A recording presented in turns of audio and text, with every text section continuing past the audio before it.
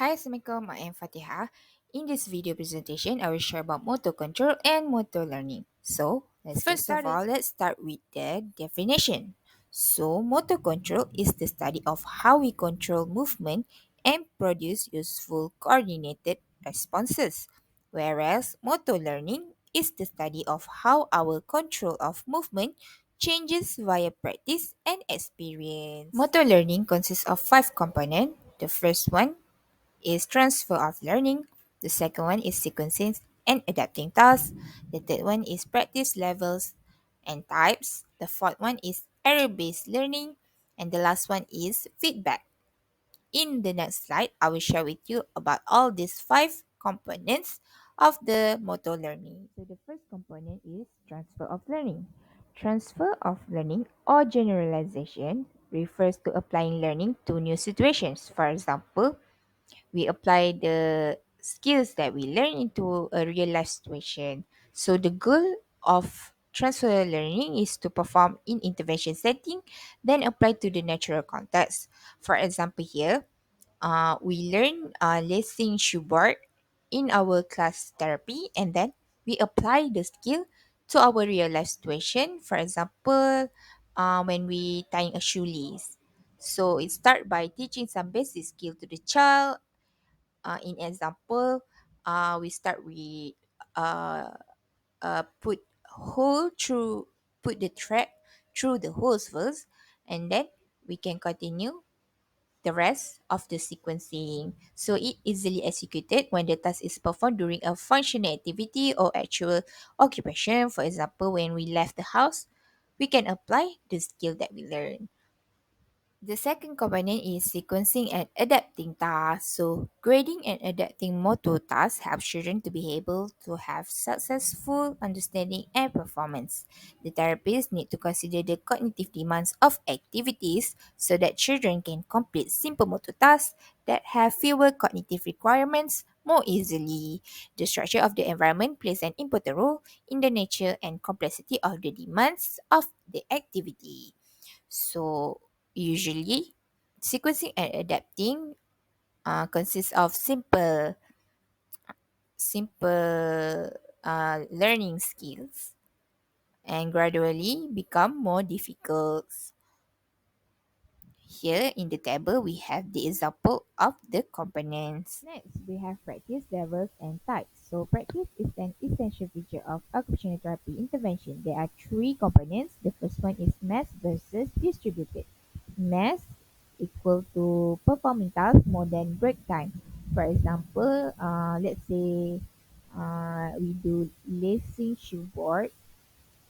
Uh, we can put the thread through the hole for the first trial. Then we take a break by high five the children, and then we continue with multiple holes versus distributed practice. We take a break greater than the task. For example, we put the thread through one hole, then we take a break by sing a song or even play a rehearsal. Next one, we have variable or random. So here we repeat the same pattern yet make a small changes every trial. For example, let's say the task song plus ball. The first trial, we can start with the small fluff ball, and then we continue with a bigger fluff ball, and then we can continue with the moving ball, and the rest continue. The last one is mental practice. So here we performing the task through imagination without actually carrying out the action. For mental practice, uh, we we give uh, we give a, a teaser to the children, like we ask them, for example here, we can ask them to we tell them and show them that we need to jump over the obstacle over here, and then we hop through the hula hoop, and then they can get the imagination of the activity without actually carrying out the activity. The fourth component we have error-based learning. So children learn movement by making errors or mistakes and self-correcting. So we let the child make a mistake to learn from the experience.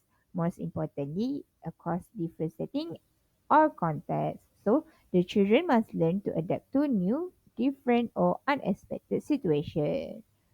So, for example, here, when the child tie shoelace like differently, they might trip due to the pattern that they tie their shoe from. So from there, they learn that they need to tie their shoelace properly. So that's how error-based learning works. So they learn to tie their shoelace with a proper sequencing. The last one is feedback. So children use feedback in their early stages for their motor skill development. So there are three components of feedback. The first one is knowledge of performance. So knowledge of performance helps with refining and adjusting motor skill. So it uses descriptive feedback about performance of a specific task. For example, here, let's say coloring task.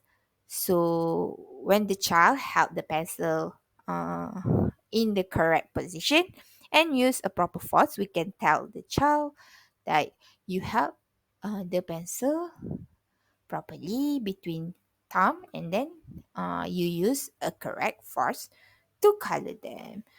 So next one is knowledge of results. So it related to the desired outcome. For example, we tell them the outcome that we want from the task.